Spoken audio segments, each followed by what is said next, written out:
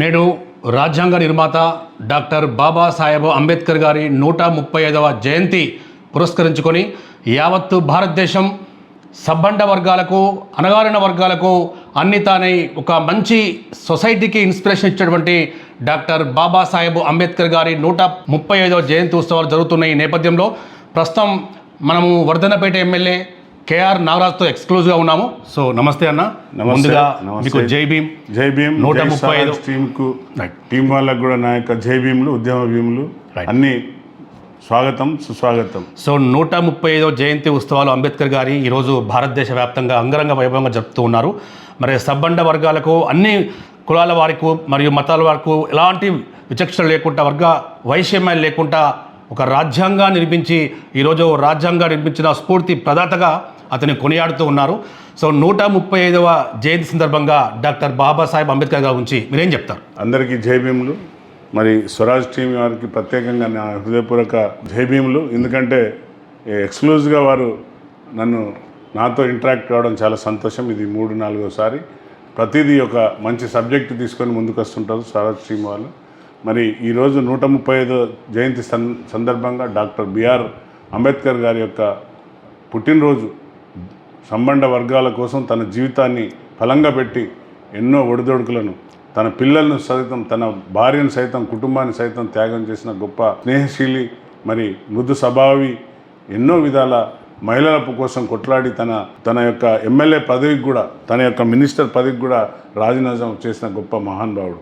మరి మొదటిసారిగానే 1947లోనే ఆర్థిక మినిస్టర్గా ఉండి, హోమ్ మినిస్టర్గా ఉండి ఎన్నో సేవలను వారు మన దేశానికి అంకితం చేశాడు. ప్రతి ఒక్కటి మరి ఈరోజు వారిని ప్రపంచ మేధావిగా గుర్తించి కొలంబియా యూనివర్సిటీలో వారిని యొక్క పూజించుకుంటున్నారంటే దురదృష్టం ఏంటంటే మన భారతదేశంలో ఇంకా ఆ డాక్టర్ బిఆర్ అంబేద్కర్ గారిని అవమానపరిచే విధంగా కొన్ని వర్గాల వారు వారిని ద్వేషిస్తూ మత ఉద్దేశాలను రెచ్చగొడుతున్నారు.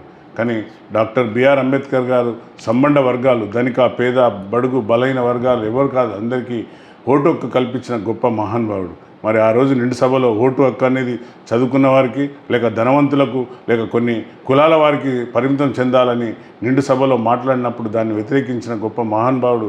ప్రతి ఒక్కరికి ఓటు కల్పించిన మా మహానుభావుడు. బెంజ్ కార్ నుండి గంజి తాగేవాడికి వరకు కూడా ఓటు హక్కు కల్పించిన గొప్ప మహానుభావుడు. ఈ రోజులలో ఈ భారతదేశం ఇంత ముందుకు పోతుంది, ప్రగతి సాగిస్తుంది. ఇంకా భావి తరాలకు కూడా అందే విధంగా భారత రాజ్యాంగాన్ని తయారు చేసిన గొప్ప రూపశిల్పి. కానీ దురదృష్టం, భారత రాజ్యాంగాన్ని తూట్లు పొడవాలని కొన్ని శక్తులు చూస్తున్నాయి. కానీ అందుకనే రాహుల్ గాంధీ గారు కన్యాకుమారి నుండి కాశ్మీర్ వరకు రాజ్యాంగాన్ని చేతబూని రాజ్యాంగంలో రాసిన ఫలాలు ప్రతి ఒక్క పౌరుడికి అందాలనే, ప్రతి మతానికి అందాలి, ప్రతి కులానికి అందాలనే విధంగా ఈరోజు రాహుల్ గాంధీ గారు తీసుకునే నినాదాన్ని మనం అందరం కూడా హర్షించాలి. అయినా కూడా దాన్ని రాజకీయ కోణంలో చూస్తున్న మూర్ఖులకు అర్థం కావట్లేదు. రాజ్యాంగాన్ని చేతబూనిండంటేనే దాంట్లో ఎన్నో గొప్ప విషయాలు ఉన్నాయి. రాజ్యాంగాన్ని ఈరోజు మనం మార్పులు చేర్పులు చేసుకోవచ్చు, కానీ దాన్ని మొత్తానికి నీరుగార్చే విధంగా గాంధీజీ అంటే దిగమింగు లేక వారు ఒక్కొక్కరు దీనిపైన కామెంట్లు చేస్తున్నారు. రాజ్యాంగాన్ని మార్చామని గొప్ప చాలామంది మూర్ఖులు మాట్లాడుతున్నారు.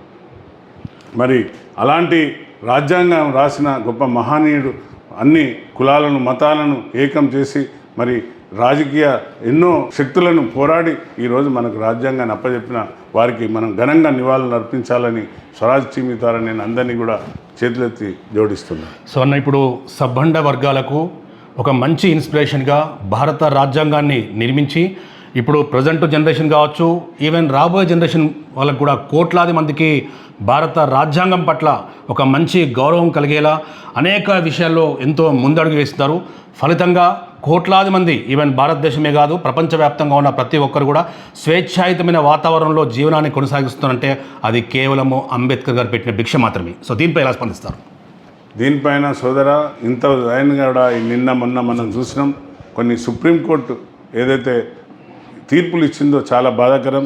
మరి దళితులను క్రిస్టియానిటీ తీసుకుంటే దళితుల యొక్క హక్కు కోల్పోతారు అని చేయడం చాలా బాధాకరం. దానిపైన పోరాడవలసిన అవసరం ఉంది. మరి సంబంధ వర్గాలకు, అన్ని కులాలకు, మతాలకు హక్కు కల్పించి ఓటు హక్కు కల్పించిన గొప్ప మహానీయుడు రాసిన రాజ్యాంగం ప్రకారంగా పోకుండా, అందుకే వారు చెప్పిండ్రు, రాజ్యాంగం నేను రాసి మీ చేతిలో పెడుతున్నా, దాన్ని పరిపాలించేవారు సరిగ్గా లేకుంటే మరి దాన్ని తప్పనిసరిగా నేనే ముందుగా కాలపెట్టే దాంట్లో ఉంటా అన్న గొప్ప మహానీయుడు. దాన్ని ఈరోజు చాలా కొన్ని రాజకీయ శక్తులు ఆ రాజ్యాంగాన్ని పక్కబెట్టి కొన్ని మతపరమైన మళ్ళీ మనవాదాన్ని తీసుకొని వస్తున్నారు. మరి ఈరోజు నిండు సభలో మనం చూసినాం, కొన్ని రోజుల క్రితం పార్లమెంట్లో అమిత్ షా మాట్లాడుతూ అంబేద్కర్ అంబేద్కర్ అంబేద్కర్ ఫ్యాషన్ అయిపోయింది, మరి దానినే మనం రామ రామ రామ అంటే మనకు స్వర్గం దొరుకుతుందని కామెంట్ చేసిన మూర్ఖునికి నేను ఈ యొక్క మీడియా ద్వారా చెప్తున్నా, అయ్యా అమిత్ షా గారు, మీకు ఏ విధంగా ఫలాలు అందినాయి, మీరు ఏ విధంగా ఇప్పుడు హోమ్ మినిస్టర్ పదవులు స్వీకరించిండ్రు, ఒకసారి నువ్వు ఆలోచించుకో. ఆ రాజ్యాంగం ఇచ్చిన హక్కుల ద్వారానే నువ్వు అయినావు తప్ప నీ సొంత ఇంటి నుండో లేకుంటే నీ సొంత పార్టీ నుండో వచ్చినవాడి కాదు. ప్రజలు వేసిన ఓటుతో కలిసి రాజ్యాంగాన్ని రక్షించవలసిన నువ్వు నీ ఇష్టంగా మాట్లాడితే ఈ యొక్క ప్రజలు గమనిస్తున్నారు, తప్పనిసరిగా బొంద పెడతారని ఈ సందర్భంగా మీకు తెలియజేస్తున్నాను.